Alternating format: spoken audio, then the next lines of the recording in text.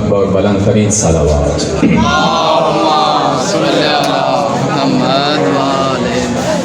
اعوذ باللہ من الشیطان الرجیم، بسم اللہ الرحمن الرحیم، الحمد للہ رب العالمین، بارئ الخلائق اجمعین، باعث الانبیاء والمرسلین، جاعل الخلفاء فی الارضین، والائمة الہادین المہدیین، والصلاة والسلام علی اشرف الانبیاء والمرسلین، وعلى أهل بيته الطيبين الطاهرين المعصومين، أما بعد فقد قال الله الحكيم في كتابه الكريم، بسم الله الرحمن الرحيم، أفمن يهدي إلى الحق أحق أن يتبع أمن لا يهدي إلا أن يهدى، صدق اللہ العلی العظیم، الصلوات۔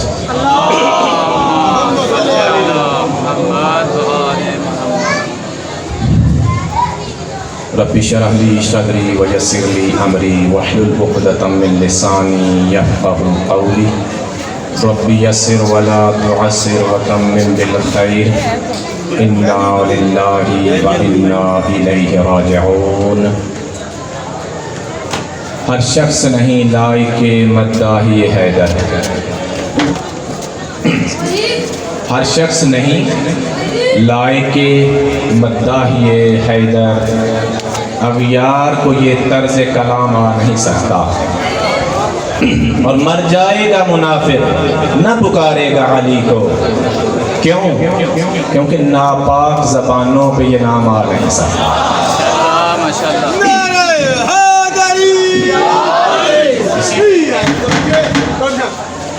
ناپاک زبانوں پہ یہ نام آ نہیں سکتا۔ عزیزان محترم،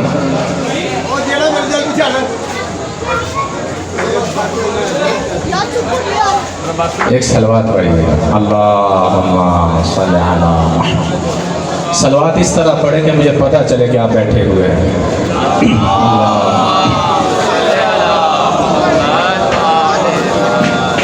میں نے عرض کیا ربائی میں کہ ہر شخص نہیں لائق مداحِ حیدر، یعنی مداح الگ چیز ہوتی ہے، ذکر حیدر الگ چیز ہے، درست ہے؟ ذکر میں اور مداح میں فرق ہوتا ہے۔ مداح ہر آدمی نہیں کر سکتا، ذکر سب کر رہے ہیں، دشمن بھی کر رہے ہیں۔ یہ جو کتابیں آپ پڑھتے ہیں یہ صرف دوستوں کی لکھی ہوئی نہیں، دشمنوں کی بھی لکھی ہوئی ہیں، اور وہ ذکر بھی کرتے ہیں، مداح نہیں کر پاتے۔ ایک واقعہ آپ کو گوش گزار کرتا ہوں، اس کے بعد انشاءاللہ اپنے موضوع میں مزید آؤں گا۔ حضرت بزرگوں، ایک منٹ اب آپ خاموش ہو جائیں، مہربانی ہوگی آپ کی، آپ چھوڑ دیں، آپ کافی دیر سے یہ چل رہا ہے، یہ پہلے آپ کو چاہیے تھا سب کچھ کرنا۔ چلو جو ہو گیا پہلے چاہیے تھا، صلوات پڑھیے گا ایک مرتبہ۔ مسجد کا مجلس کا ایک ماحول ہوتا ہے، آپ لوگوں کا عقیدہ ہے کہ یہاں وہ ذوات مقدسہ تشریف لاتے ہیں، مردوں میں امام سجاد کم از کم تشریف لاتے ہیں، عورتوں میں مستورات آتی ہیں، تو ماحول ہوتا ہے، مہربانی کیا کریں کم از کم اپنا ماحول ایسا بنائیں کہ وہ وارث تطہیر یہاں آ سکے۔ ہر جگہ پہ وہ نہیں آتے، آپ کو پتہ ہے رجس اور نجاست ان سے دور ہے، ویسی جگہ پہ نہیں تشریف لایا کرتے۔ اپنے ماحول کو ایسا بنائیں کہ ان ذوات مقدسہ، اگر وہ نہیں آئیں گے پوری دنیا آ جائے فائدہ نہیں ہے بھائی، جن کے لیے آپ بیٹھے ہیں سارے، اگر وہی نہ آ سکیں تو فائدہ کیا؟ پوری دنیا آپ بلا لیں۔ لہذا کوشش کیا کیجئے کہ ان کی خوشنودی کے لیے ان کو لانے کی کوشش کیجئے گا۔ ایک صلوات پڑھنے کی زحمت فرمائیں۔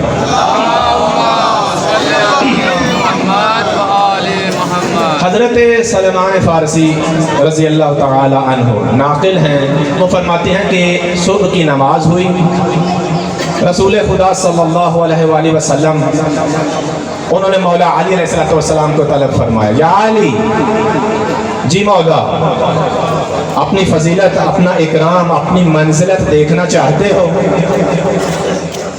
مولا فرماتے ہیں ہاں یا رسول اللہ، دیکھنا چاہتا ہوں۔ تو رسول خدا فرماتے ہیں کہ ابھی باہر چلے جاؤ صحن میں مسجد کے، اور جو ہی سورج نکلے اس سے کہنا السلام علیکہ یا ایھا الشمس، اے سورج تجھ پر میرا سلام۔ یہ ایکو سے کم کر دیں، لہریں کم ہیں۔ سورج کو سلام کہنا۔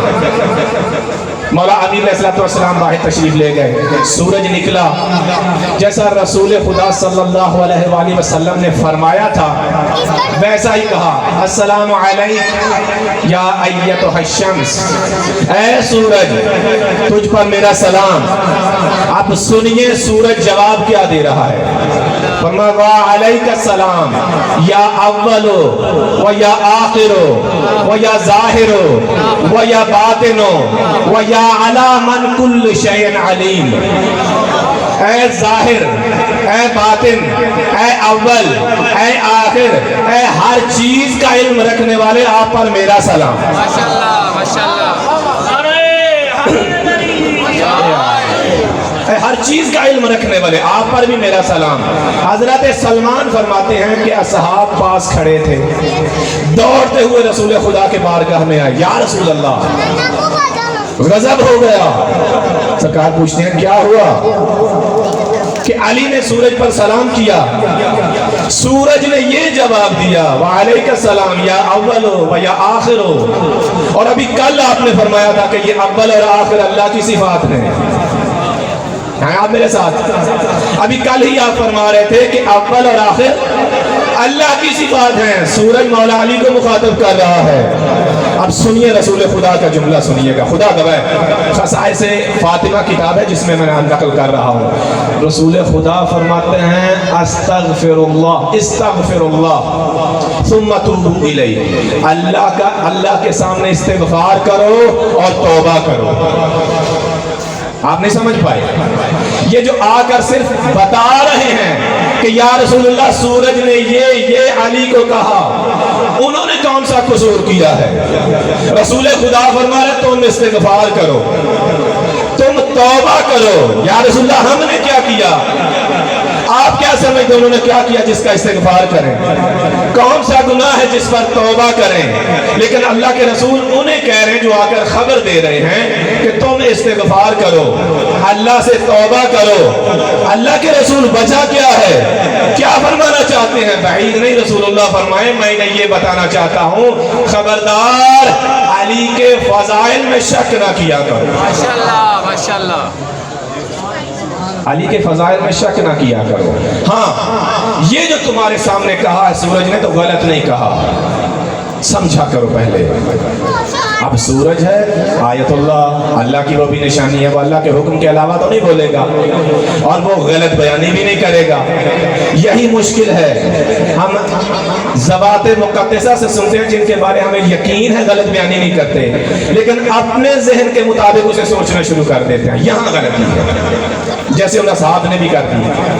اب رسول خدا انہیں کنونس کرنے کی کوشش کرتے ہیں کہ تم جو سمجھو وہ نہیں ہے، علی اول ہیں، وہ اول ایسے ہیں کہ سب سے پہلے مجھ پر ایمان لانے والے ہیں۔ ماشاءاللہ، علی آخر ہیں، آخر ایسے ہیں کہ سب سے آخر تک میرے ساتھ رہنے والے ہیں، میری تکفین وہ کریں گے، مجھے غسل وہ کریں گے، میری تدفین وہ کریں گے، یہ ہیں آخر۔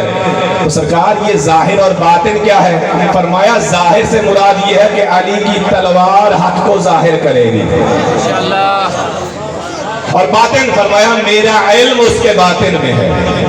اور اس کے بعد سرکار دو عالم نے قسم کھا کر فرمایا کہ مجھے ذات واجب کی قسم ہے، مجھے کوئی بھی ایسا علم نہیں دیا گیا جو میں نے علی کو نہ دیا۔ اور ہاں علی تم میں سب سے زیادہ علم رکھتا ہے۔ علی کے فضائل وہ نہیں ہیں جو ہر آدمی اپنے ذہن میں لیے بیٹھا ہے نا۔ میں اکثر کہا کرتا ہوں معذرت کے ساتھ، ناراض نہ ہونا، تھوڑا سا اس بات کو سوچنا۔ اگر سوچیں گے تو آپ میرے ہم نوا ہو جائیں گے، میری بات کی تائید کریں گے انشاءاللہ اور مزہ بھی لیں گے۔ آپ مجھے بتائیں کوئی آدمی یہ دعویٰ کر سکتا ہے کہ میں مولا علی علیہ السلام کے فضائل بیان کر سکتا ہوں؟ کباحت کو ہوں، جو ان کی شان ہے اس کے مطابق میں بیان کر سکتا ہوں، کر سکتا ہے؟ تو جو ان کی شان بیان نہیں کر سکتا اسی کو تو مقصر کہتے ہیں۔ میری بات سمجھ رہے ہیں؟ محسوس نہ کرنا، میں بھی عرض کرتا ہوں مقصر اسے ہی کہتے ہیں جو مولا کی تعریف نہ کر سکے۔ اب ہم کیوں اس لحاظ سے ہیں؟ کیونکہ اللہ کے رسول نے فرمایا یا علی ما عرفک الا اللہ وانا، یا علی آپ کو اللہ کے اور میرے علاوہ جانتا ہی کوئی نہیں۔ ماشاءاللہ ماشاءاللہ۔ تو جب جانتا ہی کوئی نہیں تو تعریف کیا کرے گا؟ ہاں ایک بات ضرور ہے کہ جب فضائل مولا علی سنیں تو فوراً سر نہیں پھیر دینا چاہیے۔ ہاں یہ کہ میری سمجھ سے بالا ہے، اور علی کہتے ہی اسے ہیں جو سمجھ سے بالا ہے۔ واہ بھائی واہ بھائی۔ علی ہوتا ہی وہ ہے جو سمجھ میں نہ آئے، اگر سمجھ میں آ گیا تو علی ہی کیا۔ ماشاءاللہ ماشاءاللہ۔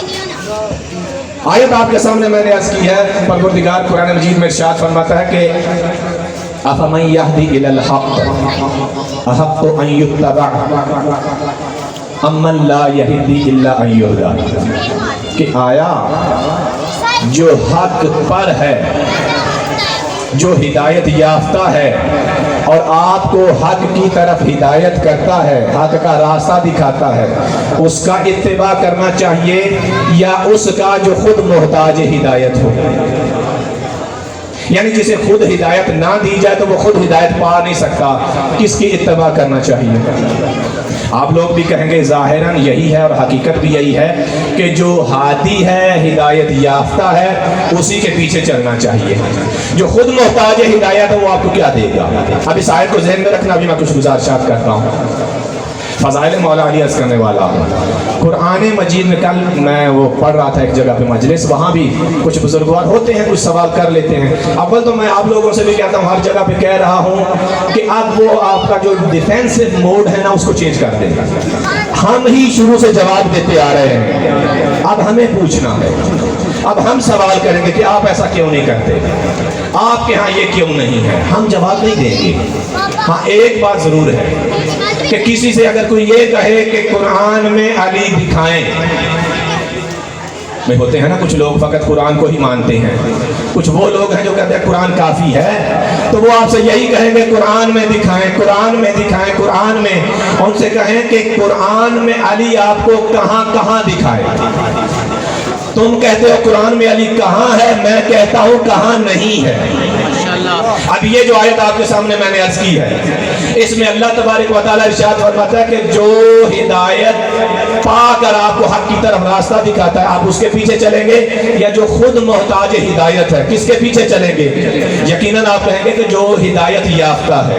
اب کون ہے ہدایت یافتہ؟ بس دو اور دو چار کی طرح یہ پڑھیں گے نا مولانا سعادہ صاحب؟ ہاں جی، برآمدگی یہ قبلہ صاحب کروائیں گے انشاءاللہ۔ ایک سلوات پڑھیے گا۔ اب میں آپ کے سامنے دو چار آیات عرض کروں گا اور میرا موضوع انشاءاللہ تمام ہو جائے گا۔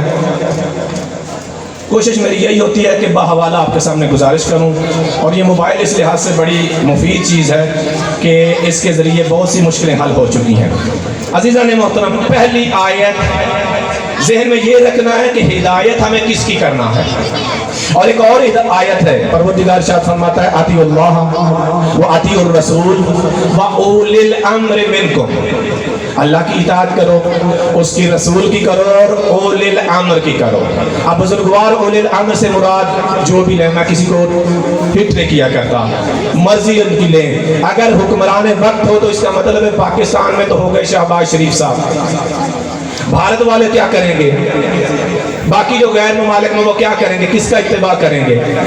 اب میں آپ کو بتاتا ہوں کہ یہاں اولی الامر جس کا اتباع کرنا ہے، اے صاحبان قرآن جو قرآن سے ہٹ کر نہیں چلتے۔ ابھی میں قرآن آپ کے سامنے عرض کرنے لگا ہوں۔ پہلی آیت پروردگار ارشاد فرماتا ہے فاصبر لحکم ربک ولا تطع منہم آثما او کفورا۔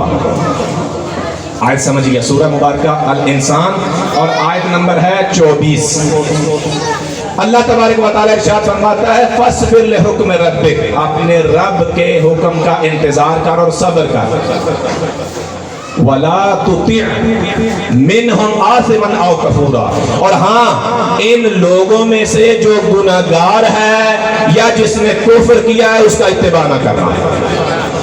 بات سمجھ رہے ہیں؟ اب اتباع کس کی ہوگی؟ جو نہ گناہ کر چکا ہو اور نہ اس نے کفر کیا ہوگا۔ اب سمجھنا یہ شرائط دیکھیں اللہ تبارک و تعالیٰ اس تیسرے اولی الامر کے لیے کیا کہہ رہا ہے۔ پہلی شرط یہ ہے کہ وہ نہ گنہگار ہو اور نہ ہی اس نے کفر کیا ہو۔ دوسری آیت پروردگار ارشاد فرماتا وَلَا تَتَّبِعْ أَهْوَاءَ الَّذِينَ لَا يَعْلَمُونَ، کہ ان لوگوں کا اتباع مت کرنا جو جانتے نہیں ہیں۔ ابھی آیات سنیے، تھوڑی سی تفصیل دوں گا۔ ان لوگوں کا اتباع نہ کرنا جو جانتے نہیں ہیں، یعنی اتباع کے لیے ضروری ہے کہ وہ جانتا ہو، عالم ہو۔ تیسری آیات سنیے، پروردگار ارشاد فرماتا ہے فَلَا تَتَّبِعْ أَهْوَاءَ الَّذِينَ أَهْوَاءَ قَوْمٍ قَدْ ضَلُّوا مِنْ قَبْلُ، اور ہاں ایسی قوم کا بھی اتباع نہ کرنا جو پہلے گمراہ رہ چکی ہو۔ بات سمجھ رہے ہیں؟ یعنی ایسے لوگوں کا بھی اتباع نہیں کر سکتے جو پہلے گمراہ رہ چکے ہوں۔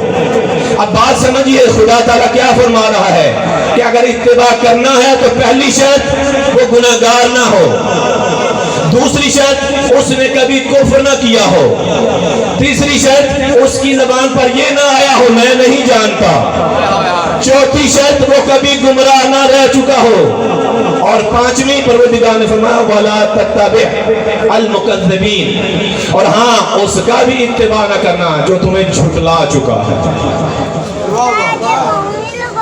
اب میں ہر آیت کی الگ الگ شرح کرنے لگوں تو ٹائم زیادہ ہو جائے گا، صرف آیات کا ماخذ ذہن میں رکھیں کہ کیا کہہ رہا ہے پروردگار۔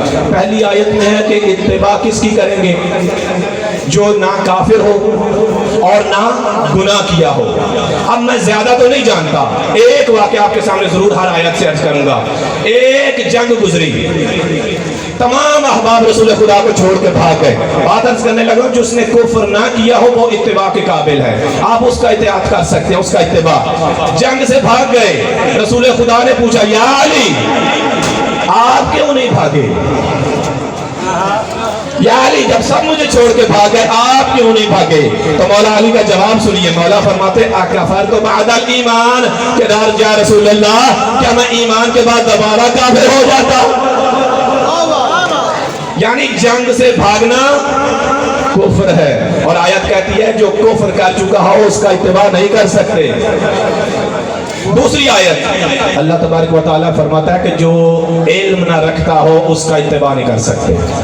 اب قرآن شاہد ہے، تواریخ شاہد ہیں، سنی ہو یا شیعہ سب کتب شاہد ہیں کہ کرسی صدارت سے لے کر چپڑاسی تک جب بھی کسی کو ضرورت پڑی ہے علی کے دروازے پہ آیا ہے، علی کبھی کسی کے دروازے پہ چل کے نہیں آیا، اور نہ علی نے کبھی یہ کہا میں نہیں جانتا، باقی کہتے رہے ٹھہرو بیٹی سے پوچھ کے بتاتا ہوں۔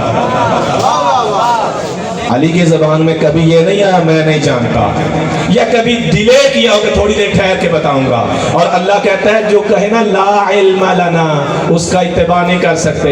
ملائکہ نے یہی کہا تھا، پروردگار نے فرمایا تھا تم کہتے ہو افضل ہو، بتاؤ علم ہے تمہارے پاس؟ کہا ہمارے پاس علم نہیں ہے۔ ان کی زبان بھی یہی تھا کہ ہم نہیں جانتے، کہا اگر نہیں جانتے تو پھر اسے سجدہ کرو۔ اب سمجھ میں آ رہی ہے جو عالم ہو جاہل کو چاہیے اس کے سامنے سجدہ کرنا۔ تیسری پروردگار فرماتا ہے وَلَا تُطِعِ الْمُكَذِّبِينَ، جس نے تجھے جھٹلایا ہے اس کا بھی اتباع نہیں ہو سکتا۔